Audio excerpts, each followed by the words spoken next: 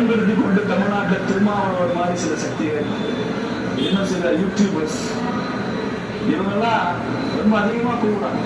அமித்ஷா ராஜினாமா பண்ணணும் திருமாவளவன் சொல்லிடுறாரு. அங்க யாரும் ஃபரூக் அப்துல்லா ராஜினாமா பண்ணணும், காஷ்மீரை ஆட்சி செய்கிற அந்த மாநில முதலமைச்சர் ராஜினாமா பண்ணணும்.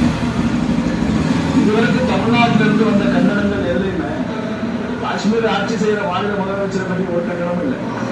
காரணம் என்னன்னு உங்களுக்கு தெரியும். எல்லாமே மத்திய அமைச்சரை பற்றி, நரேந்திர மோடியை பற்றி.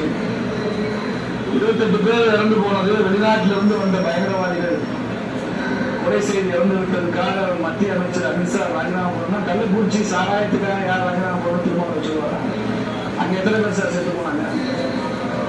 கள்ளக்குறிச்சி விச சாராய சாவுக்கு பொறுப்பேற்று ஸ்டாலின் ராஜினாமா பண்ணணும்னு திருமாவளவன் பேசியிருந்தாருன்னா, இன்னைக்கு அவர் பேசுறதுல ஒரு அழுகை இருக்கு, அவர் தகுதி கேட்கிறாரு. செத்து போனா கசிமன் சொல்லுவாரு, இது திருமாவளவன் பழக்கம்னு சொல்லுவாங்க.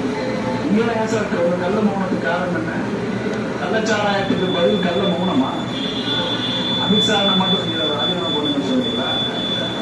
இன்னைக்கு ஏன் இந்த பயங்கரவாத தாக்குதல் நடந்திருக்குன்னா, காஷ்மீர் அமைதி திரும்பி விட்டதுனால நடந்திருக்கு.